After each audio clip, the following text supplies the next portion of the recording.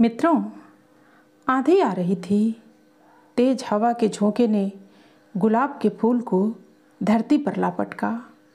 उसका यह हस्र होते देख कैक्टस के झाड़ ने उस पर व्यंग कसा। तुम्हारा जीवन भी क्या जीवन रहा, हवा ने तुम्हें ज़मीन पर ला पटका। मुझे देखो, मैं कैसा अकड़ के खड़ा हूँ। गुलाब के फूल ने हंस कर कहा, हवा का मुझे गिराना तुम देख पाए मित्र, पर यह न देख सके कि उसी हवा ने मेरी खुशबू को सब ओर फैला दिया है। जीवन की सार्थकता तो औरों के लिए जीने में ही है। नमस्कार मित्रों, आज आपके लिए प्रकृति से संबंधित लेख लेकर उपस्थित हैं। आज का लेख है, आओ करें आराधना प्रकृति की। मित्रों, जीवन यदि प्रकृति को सिंचित करता है तो प्रकृति भी जीवन को अभिसिंचित करती है।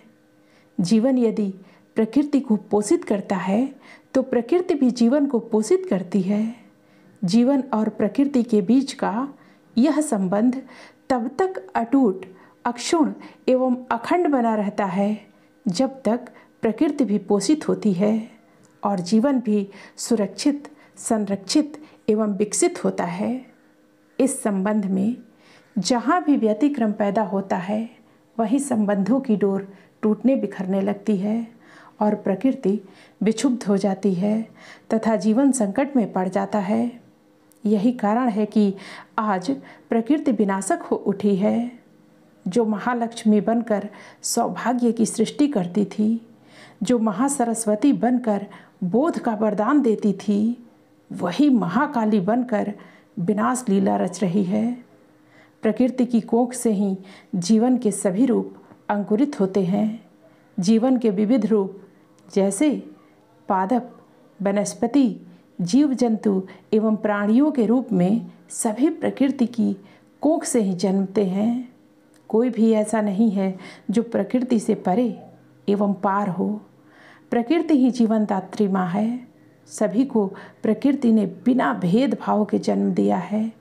प्रकृति से ही जीवन के विविध आयाम प्रस्फुटित हुए हैं। जीवन के जितने भी आयाम हैं वे सभी प्रकृति के ही अधीन हैं। जीवन के विविध आयामों में सुख व सौंदर्य का अनूठा एहसास प्रकृति माता के कारण ही संभव हो पाता है। प्रकृति से बिलग विमुख होने पर जीवन में घनघोर संकट छाने लगते हैं। जीवन में उजाले एवं प्रकाश के स्थान पर संकटों के बादल उमड़ने घुमड़ने लगते हैं। जीवन में हाहाकार मच जाता है। प्रलयंकारी विपदाएं आने लगती हैं। घटनाओं का दुष्चक्र इतना सघन हो उठता है कि कहीं भी पैर रखने को स्थान नहीं मिल पाता है। आपदाओं विपदाओं की आंधियाँ सभी कुछ बहा ले जाती हैं। इन सभी संकटों का कारण प्रकृति से बिलगाव, अलगाव एवं विमुख होना है। जो कभी नहीं हुआ वह आज हो रहा है। जिसकी कल्पना भी नहीं की गई थी आज वह साक्षात दिखता है। जिसे कभी देखा नहीं वह आज दिखाई दे रहा है। जिसे कभी सुना नहीं वह आज सुनाई दे रहा है। जिसे कभी अनुभव नहीं किया गया वह आज अनुभव में आता है। दुर्घटनाएं, विपदाएं, रोग, भूकंप, बाढ़ तथा मौसम के सभी विनाशक परिवर्तन हर जगह नजर आ रहे हैं।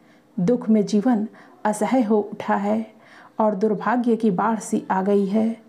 आज परिस्थितियां विकट एवं भयावह हैं। जो सोचने मात्र से मन कांप उठता है वह आज प्रत्यक्ष परिलक्षित हो रहा है। क्यों हो रहा है?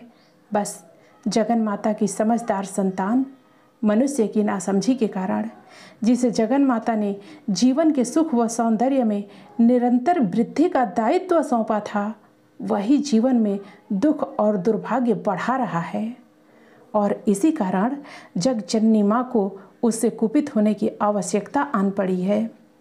आज उनके इस कोप को शांत करने की आवश्यकता है। प्रकृति माता है, प्रकृति जननी है। उसके गर्भ से हम सब पैदा हुए हैं। माता ममतामयी एवं संवेदनशील होती हैं। माता अपने किसी भी रूप में क्यों न हो, वह अधिक देर तक अपनी संतान पर कुपित नहीं रह सकती। अपने ही गर्भ से जन्मी संतान को वह भला क्यों नष्ट करना चाहेंगी? वह तो सदा उसका कल्याण चाहती हैं, उसका विकास चाहती हैं।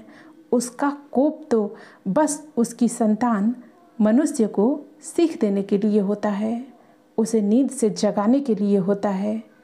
मनुष्य आज कुमार्ग पर भटक कर जो अपना नुकसान कर बैठा है, उसे सन्मार्ग पर लाने का कार्य प्रकृति माँ करती हैं।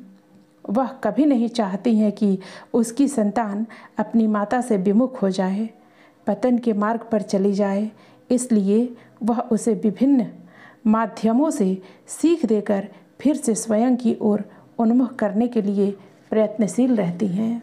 माता की संतानें यदि उसकी सीख को स्वीकार कर लेती हैं तो वह पुनः उन पर अपना आशीष बरसाने लगती हैं। आज मनुष्य की भूल यह है कि वह प्रकृति से विमुख हो गया है। प्राकृतिक जीवन शैली के स्थान पर कृत्रिम जीवन शैली का वर्ण करने लगा है। अपने स्वार्थ की पूर्ति एवं अहंकार के पोषण के कारण मनुष्य ने जंगल समाप्त कर दिए, पेड़ काट डाले, बड़ी बड़ी इमारतें खड़ी करके धरती की उर्वरता समाप्त कर दी, जल को प्रदूषित कर दिया, यहाँ तक कि वायु को सांस लेने लायक भी नहीं छोड़ा। साथ ही अंतरिक्ष को भी प्रदूषित करने से बाज नहीं आ रहा है। प्रकृति माता की संतानों ने प्रकृति का शोषण करके जो अक्षम्य अपराध किया है, यदि उसे आज भी सुधार लिया जाए तो रूठी हुई प्रकृति को मना पाना संभव है। मनुष्य द्वारा हुई भूलों की क्षतिपूर्ति के लिए हरितिमा संवर्धन, पर्यावरण संरक्षण जैसे प्रयासों को करने की आवश्यकता है। नदियों के जल को प्रदूषित करने वाले उपक्रमों को बंद करने की आवश्यकता है, क्योंकि यदि सदा निरा नदियां ही प्रदूषण की मार से मृत प्राय हो जाएंगी तो वनस्पतियों एवं जीव जंतुओं के जीवन पर ही संकट आ जाएगा। जीवन के लिए जल की आवश्यकता है, अतः नदियों को स्वच्छ बनाए रखने का अभियान चलाना चाहिए। वायुमंडल को संतुलित एवं स्वच्छ रखने के लिए वृक्ष वनस्पतियों का होना आवश्यक है, परंतु आज इंसान अपने स्वार्थ के लिए इन पेड़ों को बुरी तरह काटता जा रहा है और बहुमूल्य वनस्पतियों को नष्ट करता जा रहा है। इस तरह वृक्ष वनस्पतियों के नष्ट होने से वायुमंडल में प्राणवायु की कमी हो रही है, क्योंकि वृक्ष वनस्पतियां हवा के प्रदूषण को सोख लेती हैं और उसके बदले स्वच्छ वायु, प्राणवायु प्रदान करती हैं। इससे वायु प्रदूषण जैसी जो समस्याएं खड़ी होती हैं वे समाप्त हो जाती हैं तथा वायुमंडल में प्राणवायु का संतुलन बना रहता है। इसी तरह जमीन की उर्वरता को भी नष्ट किया जा रहा है।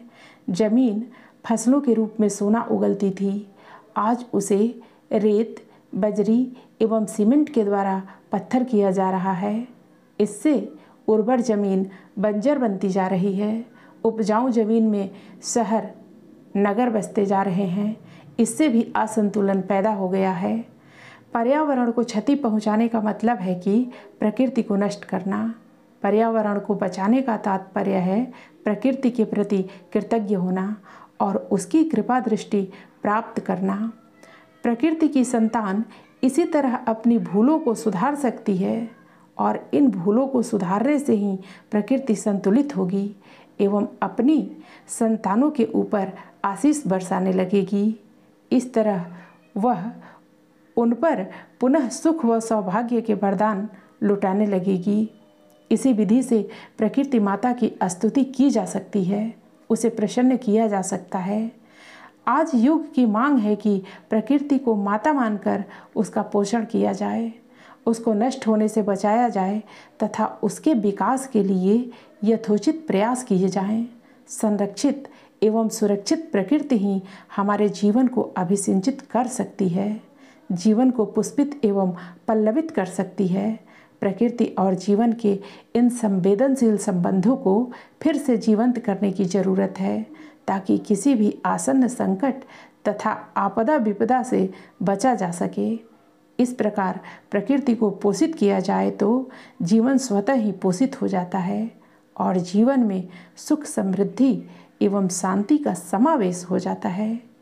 इसलिए हमें प्रकृति माता की आराधना करनी चाहिए। मित्रों, फिर मिलते हैं अगली प्रस्तुति में नए लेख के साथ। धन्यवाद।